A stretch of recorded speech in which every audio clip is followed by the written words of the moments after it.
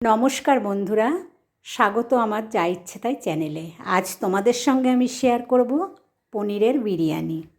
দেখো আমি কিভাবে এটা করি, তোমরা আমার সাথে থেকো বন্ধুরা। ডেকচিতে আমি জল বসিয়ে দিয়েছি, জলটা একটু গরম হয়েছে। আমি 2টো তেজপাতা দিয়েছি, 2টো দারচিনি দিয়ে দিলাম আর 3টে ছোটো এলাচ থেতো করে দিয়ে দিলাম। এবার দেখতে পাচ্ছ এটা ভিনিগার। আমি এই ভিনিগার চায়ের চামচের 1 চামচ মতন হবে, আমি ভিনিগার দিয়ে দিলাম। এতে কি হবে, ভাতটা শক্ত হয়ে থাকবে, ভাতটা ঘেটে যাবে না। এবার দেখো আমি এই চালটা প্রায় 30 থেকে 40 মিনিট ভিজিয়ে রেখেছিলাম, ভালো করে ধুয়ে রেখে দিয়েছি বাসমতি চালটা। এবার আমি এই চালটা দেখো জলের মধ্যে ছেঁকে দিয়ে দিচ্ছি। দেখো এটা আছে 250 গ্রাম চাল, বেশি মানে না, 250 গ্রাম চাল। এবার আমি এই ভাতটা হতে দেব। এদিকে আমি গ্যাসে একটা কড়া চাপিয়ে দিয়েছি, কড়ায় আমি সাদা তেল দিয়ে দিলাম খানিকটা। তেলটা বেশ গরম হয়ে গেছে। আমি যে আলুগুলো কেটে রেখেছিলাম আলুগুলো তেলের মধ্যে দিয়ে দিলাম। এবার আমি এর মধ্যে দিয়ে দেব একটু লবণ হলুদ। আমি আলুটা বেশ নাড়াচাড়া করে নিয়ে ভালো করে লাল লাল করে ভেজে নেব। দেখো আলুটা আমার বেশ লাল লাল করে ভেজে নেওয়া হয়ে গেছে। আমি আলুগুলোকে একটা পাত্রে তুলে রাখছি। দেখো আমি আলুগুলোকে তুলে নিয়েছি।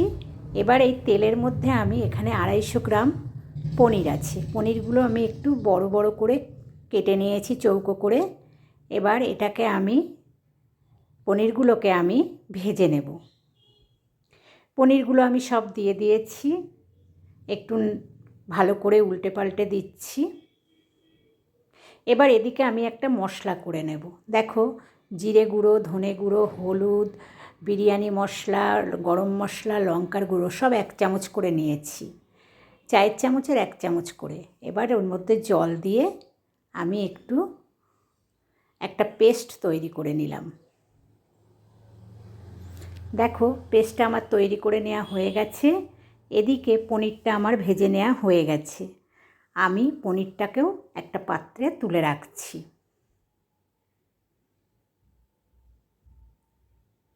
দেখো পনিরগুলোকে আমি সব তুলে নিয়েছি।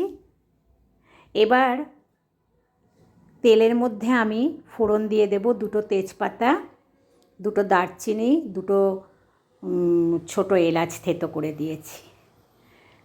এবার এই ফোড়নটা দিয়ে বেশ সুন্দর একটা গন্ধ বের হয়েছে। এবার আমি এর মধ্যে দিয়ে দেব 2টো কাঁচা লঙ্কা চেরা আর একটু গ্রেট করা আদা দিয়ে দেব, দিয়ে এটাকে একটু ভেজে নেব।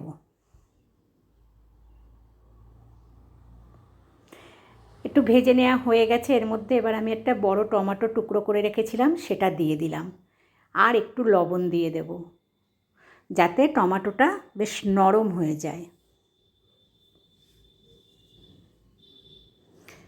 দেখো টমেটোটা ভেজে বেশ নরম হয়ে গেছে। এবার আমি এর মধ্যে দিয়ে দিলাম সেই পেস্ট করে রেখেছিলাম যে মশলাটা, সেই মশলাটা।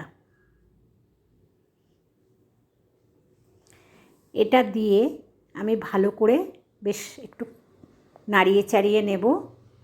এবার এর মধ্যে আমি আলুগুলো দিয়ে দিলাম। আলুগুলো দিয়ে আমি বেশ আলুটাকে ভালো করে কষে নেব।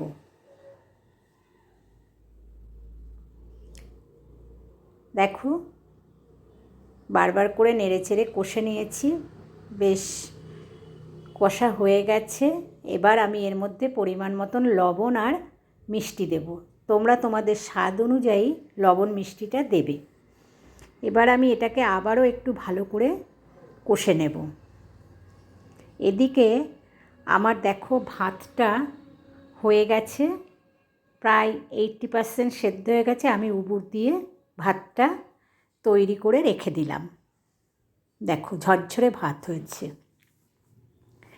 এদিকে আমার আলুটা বেশ ভালো করে কষে নেওয়া হয়ে গেছে। এবার এর মধ্যে আমি মশলার বাটিটা ধুয়ে অল্প করে জল দিয়ে দেব। অল্প করে জল দিয়ে দিয়েছি। এবার আমি এটা ফুটতে থাকুক। এবার আমি এখানে একটু দুধ নিয়েছি আর কালার আসার জন্য একটু কামধেনু রং ফুড কালার যেটা আমি দিয়ে দিলাম, আর দিয়ে দেব কয়েক ফোঁটা মিঠা আতর। এটা খুব সহজভাবে রান্নাটা হয়ে যায়। এবার আতরটাকে ভালো করে মিশিয়ে দিলাম। এটাকে আমি এবার ঢাকা দিয়ে রেখে দেব যাতে গন্ধটা বের হয়ে না যায়। দেখো আলুটা প্রায় সেদ্ধ হয়ে এসেছে। এবার আমি এর মধ্যে দিয়ে দেব পনিরগুলো। এটা দিয়ে আমি বেশ ভালো করে কষে নেব।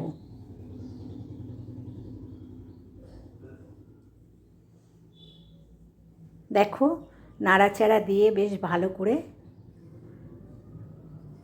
কষে নিচ্ছি। তেল বেরিয়ে গেছে, বেশ তেল ছেড়ে দিয়েছে, তেলটা সেপারেট হয়ে গেছে। এবার আমি এটাকে আলাদা একটা পাত্রে তুলে রাখছি।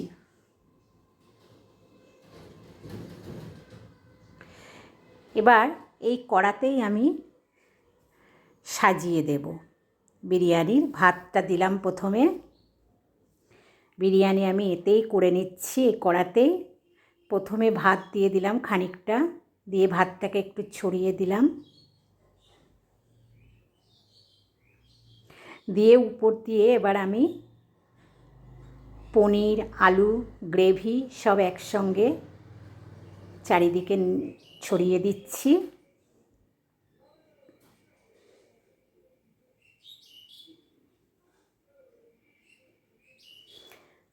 দেখো চারিদিকে ছড়িয়ে দিয়েছি।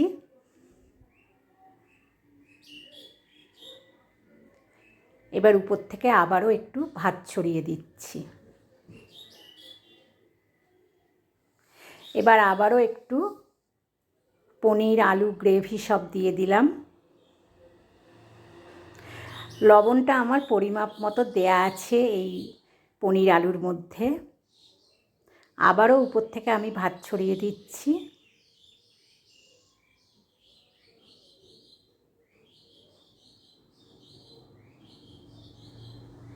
দেখো ভাতটা চারিদিকে ছড়িয়ে দিয়েছি।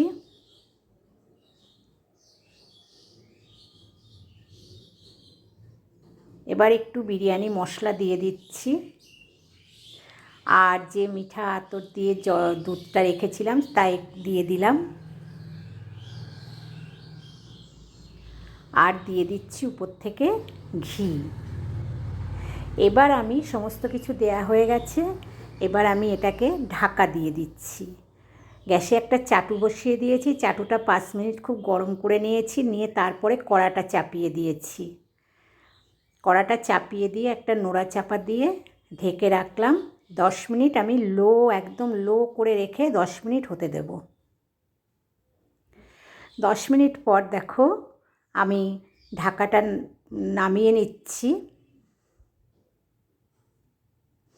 দেখো কত সুন্দর হয়েছে, তোমাদের দেখাচ্ছি। এভাবে নিরামিষ দিন এমনি দিন যে কোনো দিন তোমরা এইভাবে করে খেয়ে দেখবে, অপূর্ব স্বাদের হয় এটা। আর খুব সিম্পলভাবে রান্না করা হয়ে যায়, কোনো ঝামেলাই হয় না। এবার দেখো আমি এটাকে একটা পাত্রে সার্ভ করব। দেখো একটা পাত্রে সার্ভ করছি। বন্ধুরা, রেসিপিটা যদি তোমাদের ভালো লাগে তাহলে তোমরা আমার এই যা ইচ্ছে তাই চ্যানেলটাকে একটু লাইক শেয়ার কমেন্ট করো, আর একটু সাবস্ক্রাইব করো বন্ধুরা। আর দেখো বাচ্চারা বড়রা প্রত্যেকেই ভালো খাবে। আর আলু দেখো কত সুন্দর সেদ্ধ হয়ে গেছে। আর প্রত্যেকটা ভাত দেখো কোনো ভাতই গায়ের সঙ্গে লাগেনি। আর তোমরা ভালো থেকো বন্ধুরা।